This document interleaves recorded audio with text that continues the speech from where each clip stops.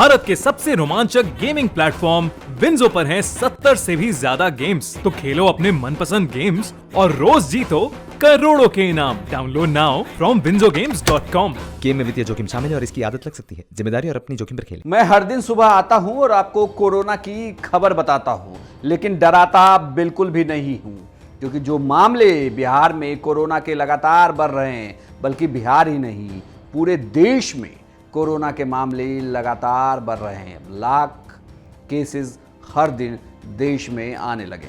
नमस्कार, मैं हूं इंद्र मोहन, आप देख रहे हैं बिहार तक। बिहार के कोरोना अपडेट में मैं आपको बताता हूं कि पिछले 24 घंटे में बिहार में 1900 से ज़्यादा मामले सामने आए हैं।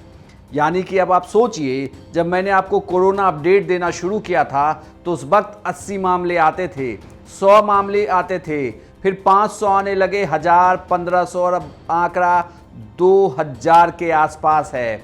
और बिहार में अगर बात करें बिहार की, तो देश में कोरोना के मामले में 15वें स्थान पर है बिहार। लेकिन फिर भी ये कहा जा रहा है कि डरने की कोई बात नहीं है, बस सावधानी बरतें। खैर, मैं आपको ये बताता हूं कि किन शहरों में हालात बद से बदतर होने वाले हैं, यानी कि कोरोना के मामले किन शहरों में लगातार बढ़ रहे हैं। बल्कि अब ये कहा गया है कि माइक्रो कंटेनमेंट जोन पर ध्यान देना है, यानी कि जहां से कोरोना के मामले आ रहे हैं उनको सीमित दायरे में बांधना है, जैसे पहले होता था। खैर, मैं आपको ये बताऊं कि बिहार में कोरोना के कितने मामले आए हैं।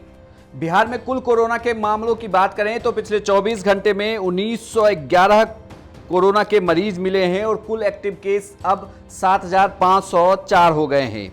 जिसमें अगर बात करें एक्टिव केसेस की तो बेगूसराय में 147 एक्टिव केस हैं, भागलपुर में 335, गया में 541 और जहानाबाद में 339 केसेस हैं।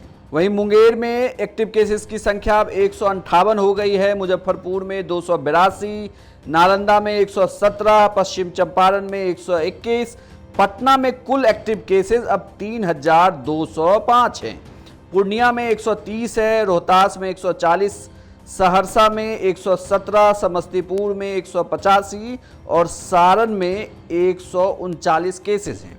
लेकिन बड़ी बात यह है कि अभी भी बिहार सरकार का ये कहना है कि डरे नहीं, बल्कि सतर्क रहें। सतर्क रहने का मतलब है कि आपको सावधानियां बरतनी है, आपको इस बार ज़्यादा सावधानियां बरतनी है, क्योंकि केसेस हर दिन काफ़ी तेज गति से बढ़ रहे हैं। इसके पीछे अब ये भी कहा जा रहा है कि चूंकि बाहर से आने वाले लोगों की तादाद काफ़ी हो गई है, महाराष्ट्र में वीकली लॉकडाउन जो हुआ उसकी वजह से एक बार फिर से प्रवासी मजदूर जो हमारे अपने भाई हैं जो बाहर रहकर काम करते हैं वो अब वापस राज्य लौटने लगे हैं। हालांकि रेलवे स्टेशनों पर, एयरपोर्ट पर, बस स्टैंड पर कोविड टेस्ट की पूरी व्यवस्था की गई है। आप तस्वीरों में देख सकते हैं किस तरीके से रेलवे स्टेशनों पर, एयरपोर्ट पर कोविड टेस्ट किया जा रहा है। खुद स्वास्थ्य मंत्री मंगल पांडे भी जायजा लेने के लिए एयरपोर्ट गए थे। वहीं रेलवे स्टेशन का, पटना जंक्शन का हमने आपको दिखाया कि किस तरीके से लोगों को रोक रोक कर उनका कोविड टेस्ट किया जा रहा है। साथ ही मुख्यमंत्री नीतीश कुमार ने राज्य के लोगों के नाम एक पत्र भी लिखा है, जिसमें उन्होंने कहा है कि फिलहाल डरे तो बिल्कुल नहीं, लेकिन सतर्कता जरूर बरतें, यानी कि आपको हर वक्त मास्क लगा के रखना है। दूसरा, सामूहिक कार्यक्रमों में जाने से बचना है, सामाजिक दूरी का पालन करना है और सबसे बड़ी बात, अपने हाथ को सैनिटाइज करते रहिए और कोई भी लक्षण अगर आपको लगे तो अपने आसपास के कोविड टेस्ट सेंटर पर जाकर कोविड टेस्ट जरूर करवाएं।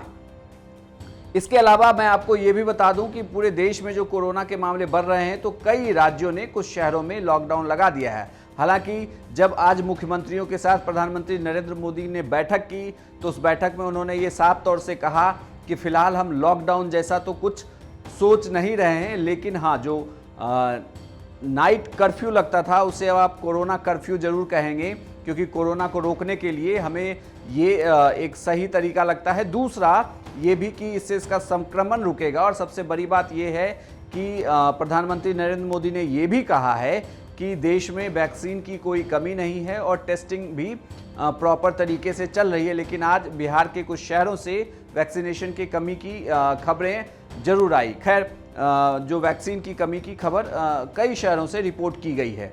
अब आपको ये बताते हैं कि फिलहाल आपको सतर्क कैसे रहना है, जो मैं बार बार कहता हूँ।